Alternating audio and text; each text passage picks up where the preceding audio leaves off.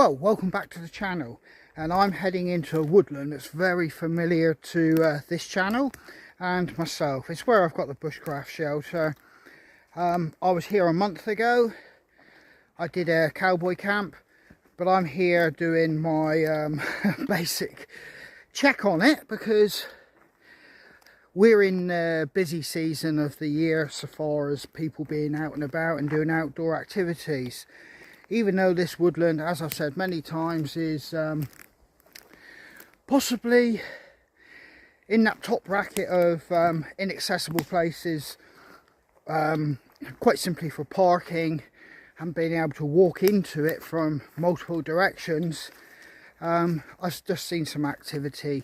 Some of the kids' shelters at the beginning of the woodland have been kicked over, so that's got me a little bit apprehensive. But it's nice to be back in a UK woodland, although it's a commercial woodland, most of it. It's still nice to be back under a shaded canopy. I've just come back from central Portugal where the temperatures got into the low 40s and there was wildfires everywhere out there.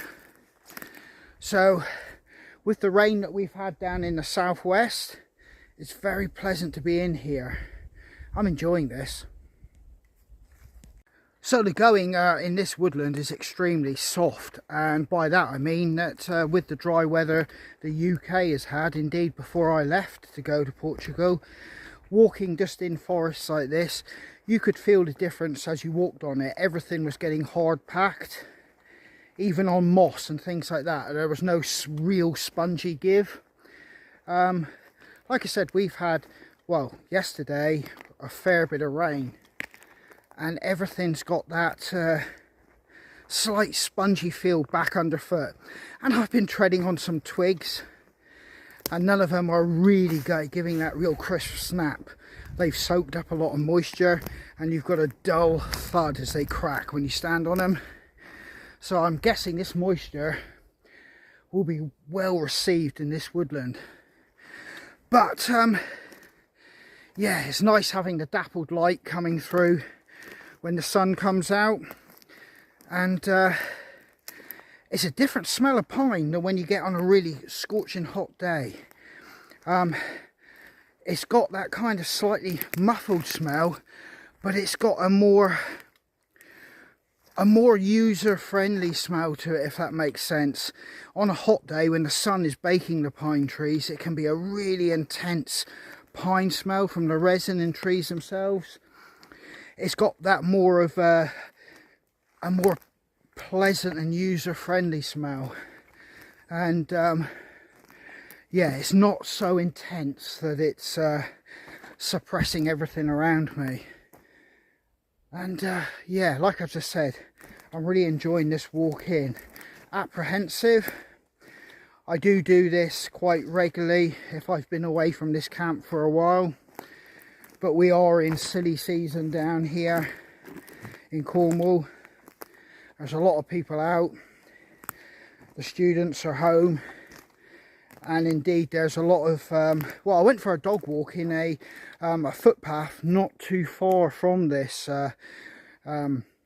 woodland, and it's usually quiet, and we encountered, I don't know, 4 or 5 people walking dogs, and 2 of them were families. So yeah, there's a lot of people around at the minute.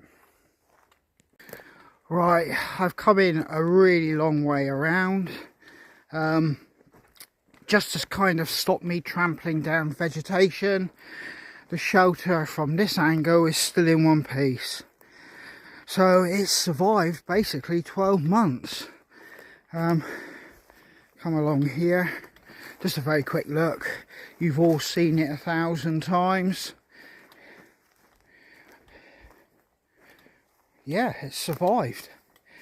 Right, let's pull out one of the benches I made here, bushcraft benches, and let's get a cup of coffee on the go.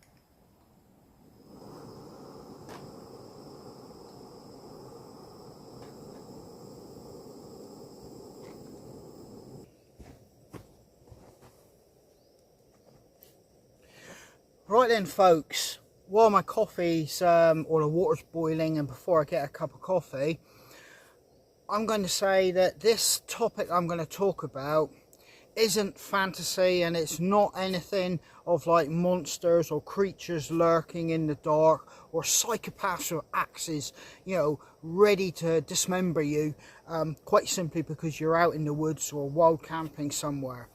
We're going to talk about the realities of, are you alone in the woods and are you being watched?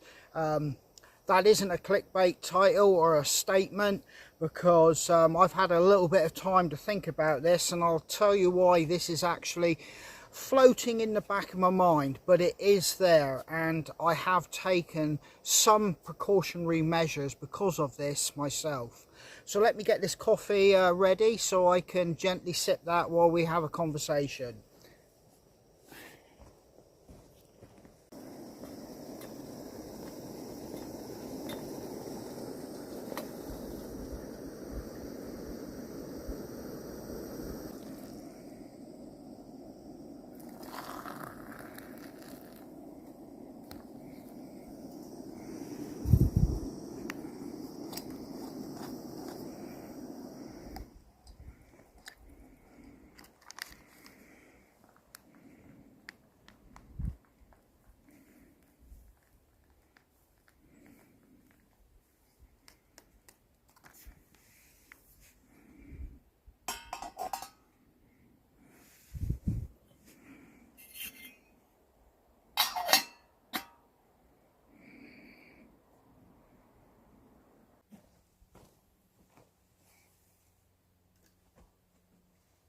Right then, let's just taste this.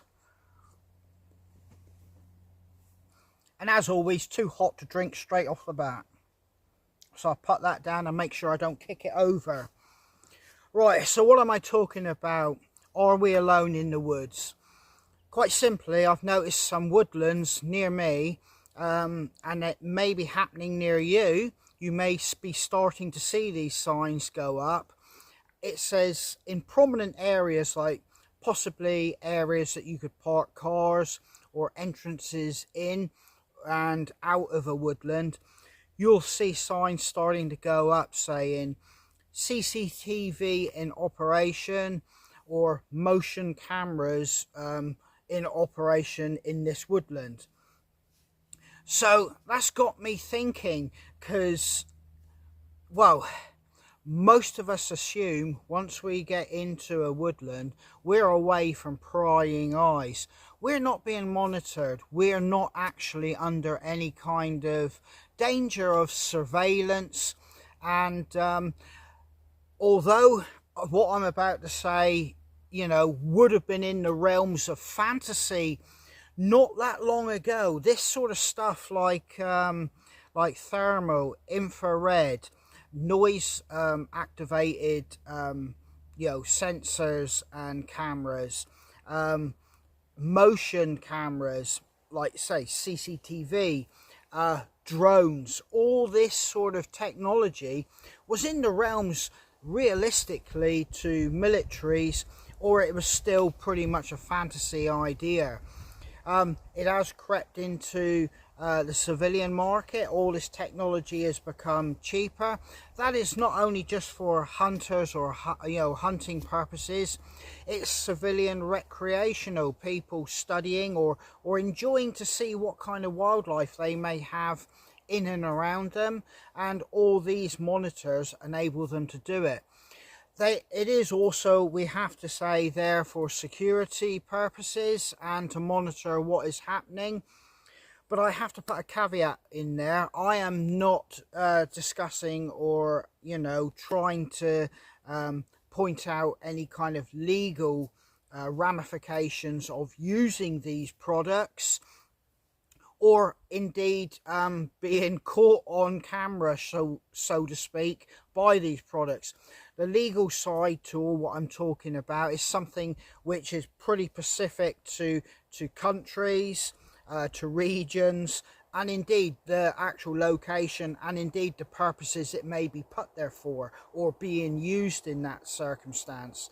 The legal side of it is way too in-depth for me to go into. but I'm just making it clear that signs are going up in woodlands near me saying CCTV and motion monitoring equipment and cameras. So yeah, being out here is no guarantee that you're on your own and you're not being watched. Now, just a little bit of an example. I was actually out for a walk, and I stopped for a pee. Now, it was just casual as you like. I turned around, made sure there was nobody around, you know, just out of, well, what you do as a bloke, courtesy. You just don't go getting your bits out in public. So anyway, I proceeded to have a pee.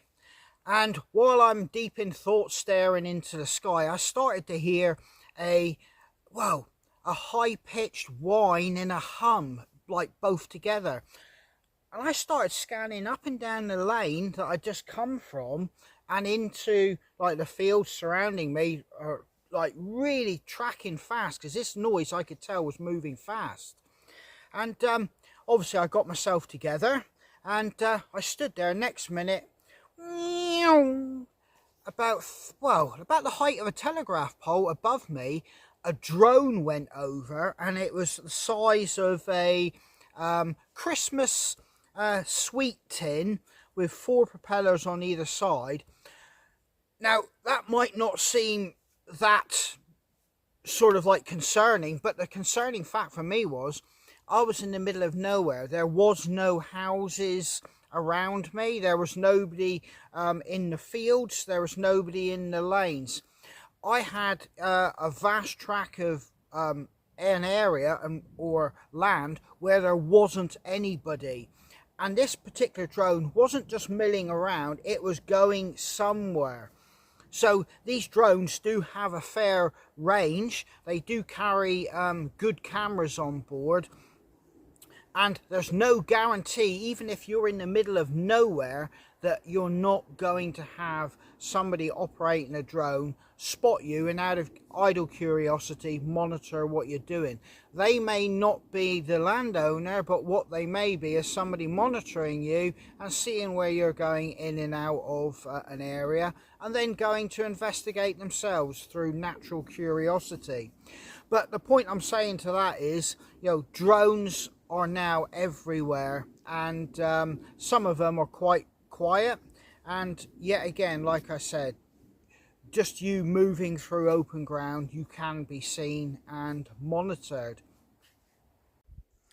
Right then, so infrared and thermal imaging equipment has really come on, and like I said, prices have dropped and it's available on the civilian market. Yeah, so people can actually get eyes on you when you actually believe that you are well hidden or pretty much undercover, and you feel that you're safe from detection. It is out there, and a lot of people have this equipment. It is not fantasy equipment. It is out there, and people will possibly have it for sporting purposes. Yet again, the legal side of that you'll have to explore yourselves, and you know, even the potential use of it, I'm not sure in some circumstances whether it would be legal. Like I said, I'm just talking about the fact this equipment is out there, and it is basically affordable to some people. CCTV, well, it can all be linked to phones, computers, laptops. The actual motion sensors, sound activated sensors, like I said, is all this technology is there, and you can install it anywhere. The biggest thing, I suppose, for most people is the trail cams, because trail cams can be put relatively easy, bought extremely cheaply, and put into locations on trails to see if, you know, deers, foxes, you know, basically wildlife enthusiasts to general public out of curiosity to see what's being the trails being used for, and on top of that, for security purposes. I don't know what the legal situation about, you know, images being caught by those, if and, you know, for the purposes of those activities. I don't know, but all I'm saying is they are there, and you don't have to go far on YouTube and you'll see a lot of outdoor enthusiasts using this type of equipment, trail cams. Yeah, so I am fully aware now, because of those signs going up, that just being out here doesn't mean I'm not being monitored coming in and out, and possibly in location.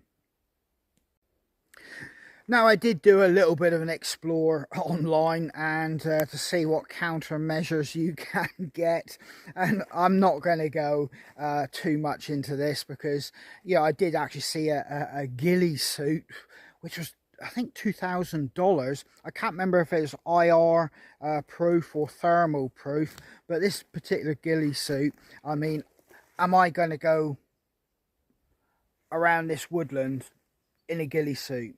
No, I'm not. Then I've seen, like, what's it, the survival blankets, those heat reflective ones. You can use those and things like that. But yet again, am I going to be starting to cover myself in basically survival blankets to be out in the woodlands? No, I'm not. But so what practical steps am I taking? Well, quite simply, I'm not making use of main entrances and car parks. I'm not using at game trails, which people would be putting cameras up for wildlife like observation. And basically, I'm actually scouting out the area. Like, first thing I did when I come in here, it's not me being paranoid, because this shelter's been here for basically a year now. I've just had a little scout around the immediate trees to make sure there is no cams or wildlife cameras strapped to trees monitoring my camp, to see who's using it and how often I could be using it, maybe out of curiosity, or basically to see if they can, well, catch me in the act of wild camping here.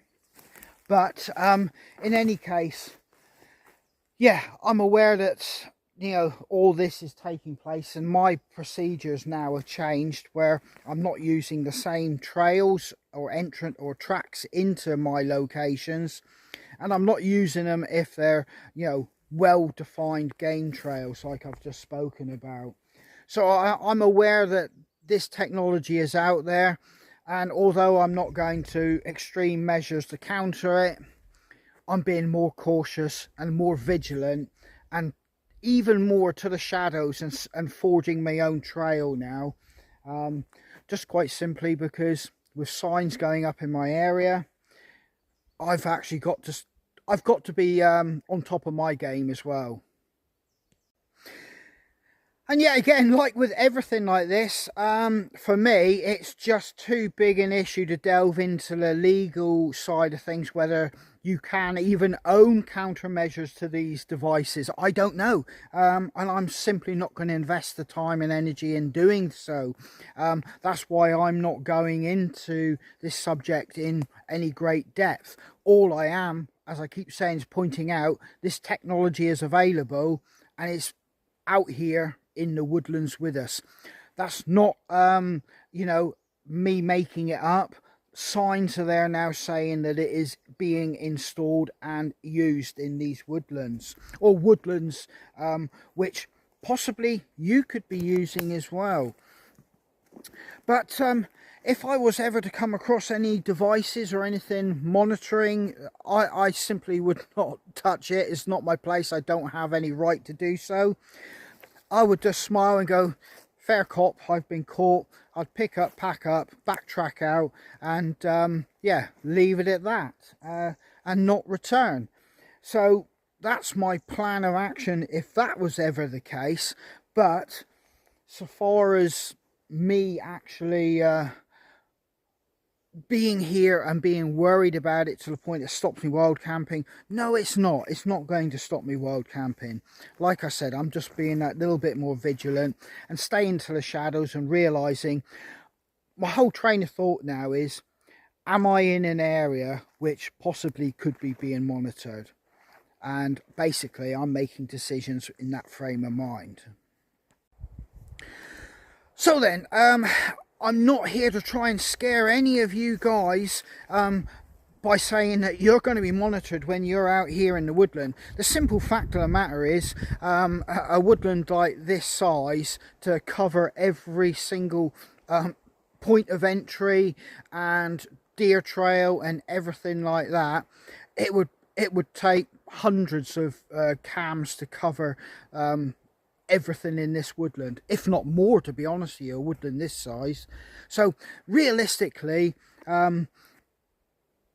it's not something that should deter you from wild camping if you're a wild camper, but it's certainly something that should be in the back of your mind if you're going to areas where you suspect there could be, you know, traffic from other people and people who may be putting up cams to do wildlife you know, well, spotting. And on top of that, if you're in a woodland which could be being used for other purposes the landowner might actually give permission for other people to go into, it's all pretty vague, I must admit, but you can't distract from the fact that this technology is here now and it isn't going anywhere, and in the future it's only going to become more prevalent. What that future holds for us as wild campers and bushcrafters out doing this, we'll have to wait and see, and I'm sure most of us will overcome and adapt. But at this particular moment in time, I'm going to finish this last cup of coffee. I've checked out the shelter, which was the aim of this. I've got to get back in the workshop. I've got stuff to do, and I've got stuff and chores to do with the family. So yeah, the reason I come and check this is quite simply because I haven't been here for a month, and I don't want to come back and do a wild camp or something here, haul in a Bergen full of heavy equipment and find this smashed down. So, you know, a simple brew kit, come in, have a look at it, have a cup of coffee, make my way out, and I've enjoyed, you know, a few moments in the woodland. And yeah, it's survived a year. That must be getting up there as pretty impressive for the UK. A shelter like this to survive a complete year.